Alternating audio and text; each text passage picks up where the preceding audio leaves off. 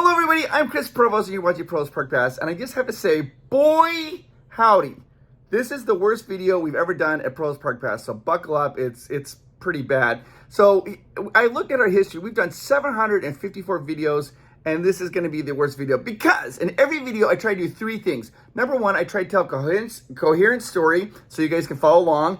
Number two, I try to make it very enjoyable for you guys to be watching. And number three, I always try to put some kind of information in there to make it beneficial for you guys, something educational about how to save money on vacation, or like some history or trivia or fun facts or something like that. This video literally was all over the board. What happened? Amanda and I went to Animal Kingdom and we were having the best, we were having so much fun that I literally forgot to film lots of things. Also, I remember like, oh yeah, and I start filming, so it's not very coherent. It's kind of crazy. It's all over the board. In fact, when I got done editing it, I'm like, I can't make this video any better. In fact, at one point, I was even filming sideways. I don't know. And I said, man, I'm not gonna put it out. Man, I was like, just put the video out. People probably like to see how bad of a video this is. And I was like, okay, maybe. But I do want to say this. Go ahead and hit that subscribe button, even though this is such a bad video. And that notification bell, because we're gonna have some amazing videos coming up. I'm gonna go to the red carpet event at the Tucson restaurant at University of Hollywood. We're gonna be doing a secret reveal of Mickey and Minnie's Runaway Railroad. We're gonna be talking about Mario and all the secrets there. I'm very excited about all these things. Lots of cool videos coming out, and they are going to be better, even though it's the worst video we've ever done. Oh boy, it's a train wreck. Enjoy. And for a little bonus added fun, go ahead and comment dumpster fire down below, because that's what this is. Okay, dumpster fire. We are first in line to get in, guys. Animal Kingdom. Let's do this. Let's do this. Bright-eyed and bushy-tailed, early in the morning. Animal Kingdom. These are always our earliest days here at Disney World. The park opens currently. First one's in the park. There she goes. Way to go, babe. We got early entry. Park opens in a half hour for everybody, but we're staying a property that you in early, and man, people are excited. Energy's high. It's fun. We are gonna head to Flight of Passage first. You guys, it is cold today. Oh my goodness. I am breaking all kinds of rules. I'm wearing a Slytherin jacket to Disneyland underneath my Disney jacket. Well, look how pretty it is, though. It's gorgeous. But it does look very pretty. Let's check it out.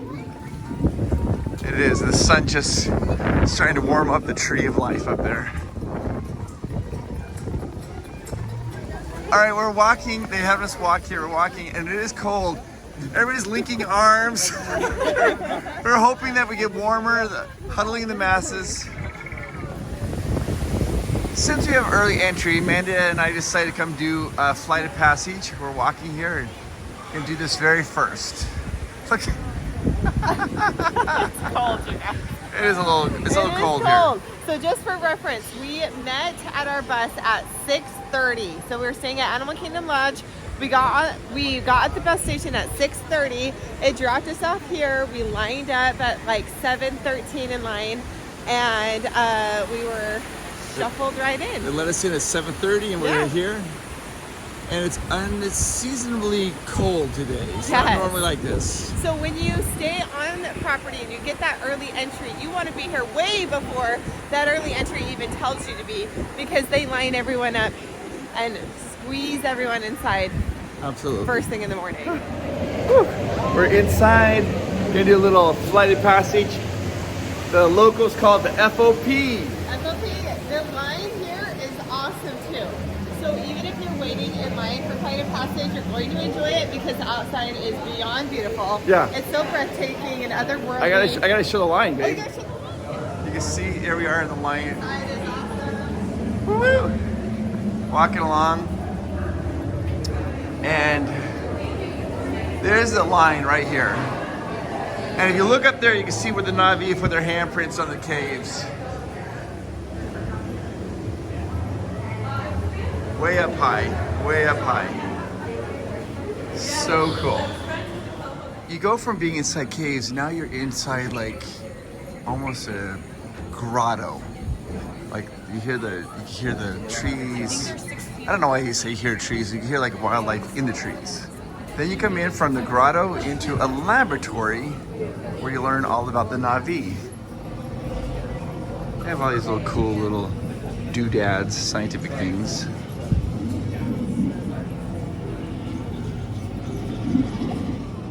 Sigourney Weaver character, she plays Dr. Grace Augustine in Avatar, and there's a book that she wrote about the Pandoran botany, all the life, Pandora life.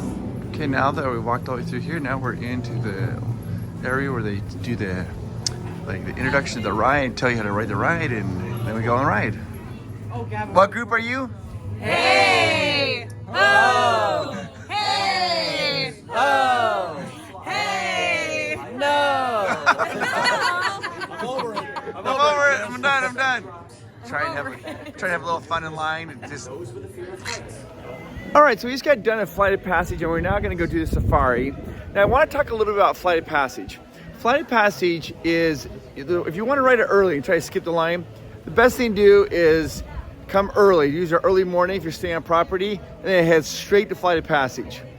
Or you can buy an individual lightning lane, the ILL, and it's between $7 and $20 per person, and that is.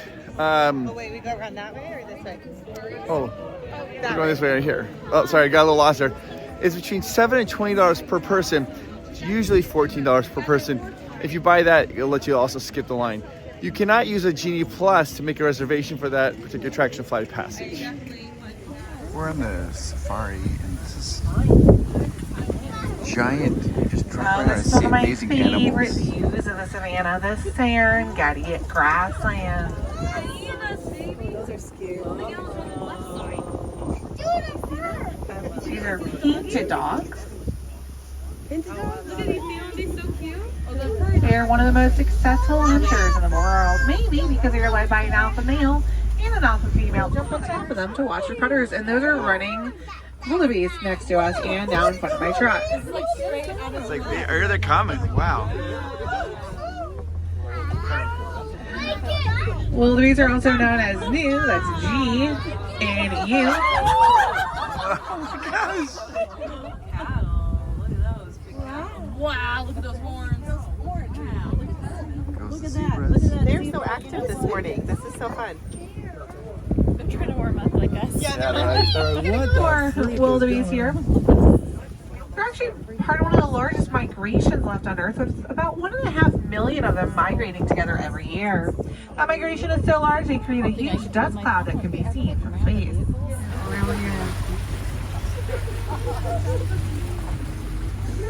Wow, look at this guy. But as I was starting to say, I find them to be one of the best camouflage animals around. So keep looking, you might find some others. Bye.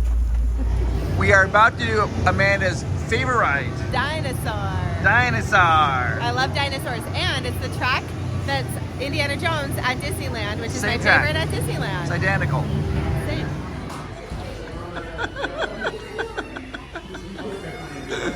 How was Dinosaur? It's great. It's so fun.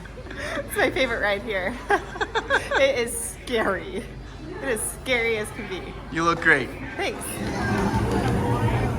There she goes. There's some very fun thing about Animal Kingdom. They have these boats that go through, and they have characters, and they dance. They have musicians, and right now we've got Timon and Rafiki.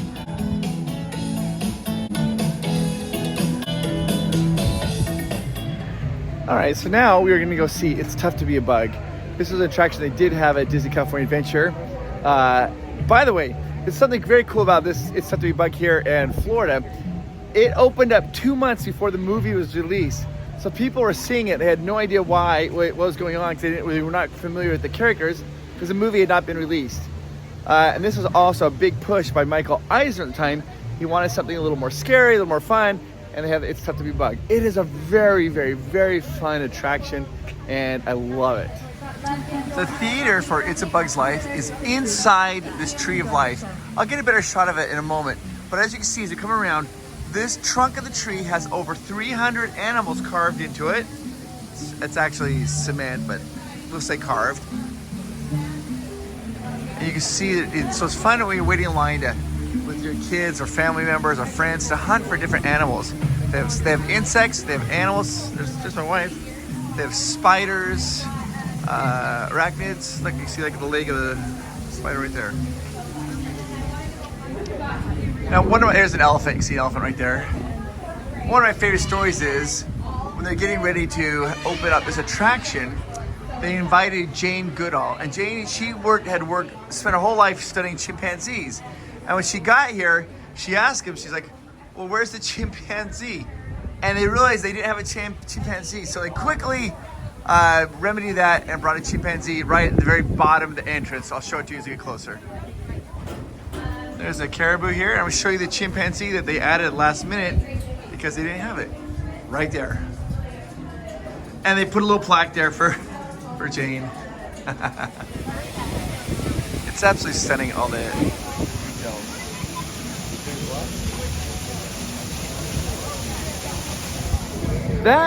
It's tough to be a bug show. Super fun. It can be a little scary though for little ones. If you're worried that it'd be too scary, you can still walk all the way up the front and look at the tree and they'll let you walk right back out without having to go through the show.